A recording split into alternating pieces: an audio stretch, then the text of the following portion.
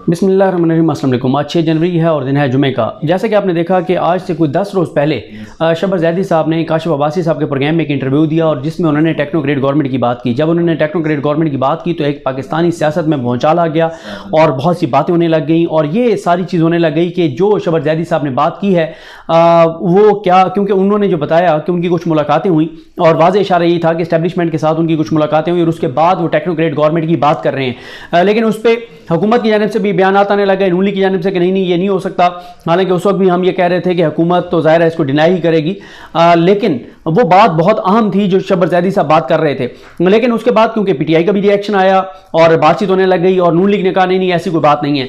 आज 6 जनवरी बरोज़ जुमा हमारा जो प्रोग्राम है, अब पता चला 7 बजे उसामा गाजी साहब और उसामा गाजी साहब जिसको होस्ट करते हैं बोल टीवी पर, आज हमारे साथ शबर जैदी साहब थे। शबर जैदी साहब ने आज कुछ अहम बातें की हैं और उन्होंने अपने इस टेक्नोक्रेट गवर्नमेंट वाले जो उनकी बात थी उसको भी उन्होंने मजीद उस पर बात की है और उन्होंने आर्मी चीफ जो कि इस वक्त सऊदी अरब के दौरे पर है उनकी वापसी के बाद के भी एक फैसले पर बड़ा दावा किया है। लेकिन उनके 5-6 पॉइंट्स हैं, उस सीक्वेंस के साथ मैं आता हूं, आपको बताता हूं कि उन्होंने क्या क्या कहा। शबर जैदी साहब एक तो ये कह रहे हैं कि अगर हमें सऊदी अरब से $3 अरब मिल भी जाते हैं तो ये आर्जी अरेंजमेंट होगा, $3 अरब मिल भी गए तो कोई फायदा नहीं होगा, क्योंकि वो कहते हैं कि जो ज़ाहिर पाकिस्तान ने पैसे वापस करने हैं वो बहुत ज़्यादा हैं, जो इस वक्त पाकिस्तान के रिजर्व हैं वो बहुत कम है। तो $3 अरब अगर सऊदी अरब से मिल भी जाते हैं तो ये नहीं होगा कि आप ये कहें कि इससे कि कोई जो है वो पाकिस्तान की मुश्किल सस्टेन कर सकती है। दूसरा जो उनका पॉइंट था वो ये है कि वो ये कहते हैं कि पाकिस्तानियों को अपना रहन सहन बदलना होगा, बहुत सारी चीज़ें हैं जिसको चेंज करना होगा। तीसरा उन्होंने ये बड़ा दावा ये किया है कि जो 8:30 बजे बाजार बंद करने का हुकूमत ने फैसला किया है, ये फैसला हुकूमत का नहीं है बल्कि एस्टेब्लिशमेंट का है। एस्टेब्लिशमेंट उनको कन्वे किया है और शहबाज जैदी साहब ये कहते हैं कि उन्होंने एस्टेब्लिशमेंट को कहा और एस्टेब्लिशमेंट ने हुकूमत को कहा, तो इसलिए हुकूमत ने ये फैसला किया है कि 8:30 बजे जो है वो बाजार बंद किए जाएं। तीसरी जो उन्होंने बात की, शहबाज जैदी साहब कहते हैं कि ये जो इस वक्त सूरत हाल चल रही है ये पाकिस्तानी कौम पर अल्लाह का अजाब है। वो ये कहते हैं कि मैं मजहबी शख्स नहीं हूं, लेकिन इंसान पर जो अजाब आएगा वो उसकी मौत के बाद और आखिरत में आएगा, लेकिन जो कौमों पर अजाब आता है वो इस दुनिया में आता है। वो कहते हैं कि इस वक्त ये जो चल रहा है कौम पर एक अजाब है।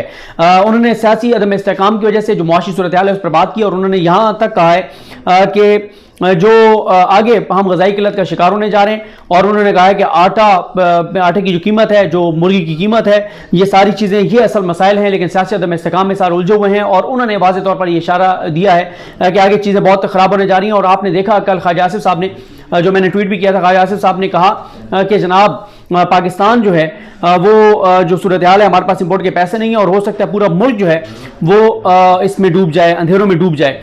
वो उन्होंने जो दावा किया था वो मैं कोशिश करता हूँ वो दावा आपको सुना भी दूँ क्योंकि वो बहुत आम था। उसके ऊपर भी बड़ा हुआ कि अगर पाकिस्तान का वज़ीर दिफा बैठकर ये बात कह रहा है तो फिर आप खुद अंदाज़ा लगाएं कि चीज़ें किस हद तक पाकिस्तान की खुदा न खास्ता जो है वो ख़राब हो चुकी हैं। ये पहले आप सुन लीजिए कि ख्वाजा आसिफ साहब क्या फरमा रहे हैं मालिक साहब के प्रोग्राम में। प्यूनिटिव मेजर्स होंगे, प्यूनिटिव मेजर हम प्यार से चाहते हैं कि सारे मामला ठीक हो जाए, लेकिन आप डंडा चलाने पे तैयार हैं। नहीं हम डंडा चलाने में देखें, ये जो एग्जिस्टेंशियल थ्रेट है इस वक्त, हमारे पास जो है इंपोर्ट करने के लिए पैसे नहीं है।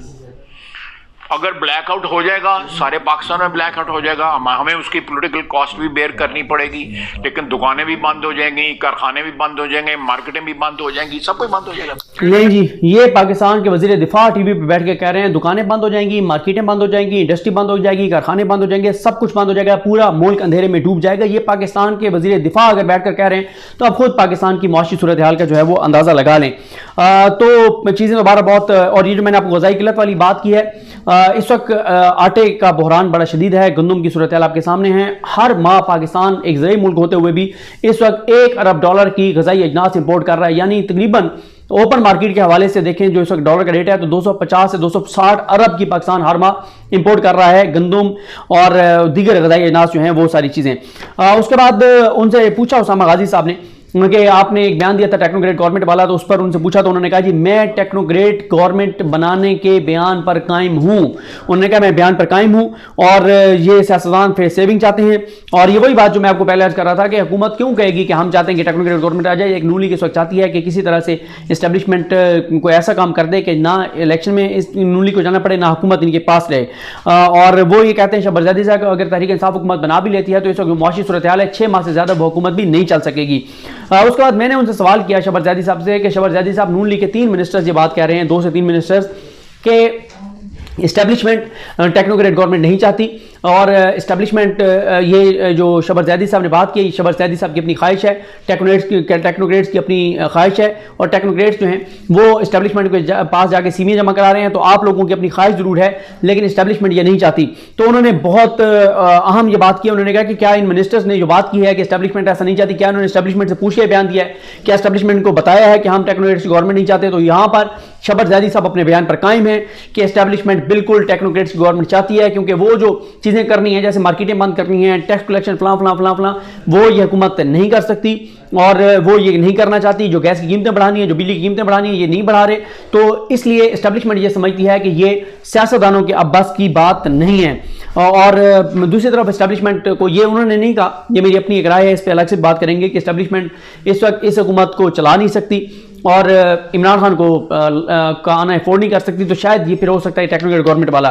फिर उनसे मैंने पूछा कि पहले उन्होंने कहा कि अगर नजर आ रहा है इस्टेब्लिशमेंट को कि ये ड्राइविंग सीट पे जो बैठे हैं ये गाड़ी को गड्ढे में गिरा देंगे, खाई में गिरा देंगे और लोगों की जानें जो है वो चली जाएंगी, सारे लोगों की जानें चली जाएंगी। तो उन्होंने कहा कि इस्टेब्लिशमेंट ज़ाहिर है कब तक, उन्होंने इशारों के नाम में कहा कि न्यूट्रल रहेगी। तो उनका ये कहना है कि फिर इस्टेब्लिशमेंट ज़ाहिर है जाएगी किसी सोल्यूशन की तरफ। फिर उनसे पूछा कि कितना टाइम इसमें लगेगा। तो उन्होंने कहा कि देखें, उन्होंने कहा कि चीफ आर्मी पैसे कहाँ से आने हैं, हमने कहा सऊदी अरब से। उन्होंने कहा आर्मी चीफ कहाँ पे, हमने कहा सऊदी अरब में। इसाकदार ने कब तक कहा है कि हम चीज़ों को बिल्कुल कर लेंगे, हमने कहा 14 जनवरी। तो उन्होंने कहा बस फिर आप उनको आने दें। तो फिर अब उन्होंने ये इशारा दिया और उन्होंने कहा कि अगर सारा कुछ उन्होंने करना है, पैसे उन्होंने लाने, तो फिर ये मूंगफली बेचने के लिए आए हैं। तो शहबाज ज़ैदी साहब ये इशारा दे रहे हैं कि जो आर्मी चीफ की वापसी है उसके बाद शायद कोई बड़ा फैसला हो सकता है। अब क्या वो बड़ा फैसला इलेक्शन में जाने का होगा, क्या वो निगरान सेटअप बनाने का होगा, क्या वो टेक्नोक्रेट गवर्नमेंट बनाने का होगा, वो क्या होगा।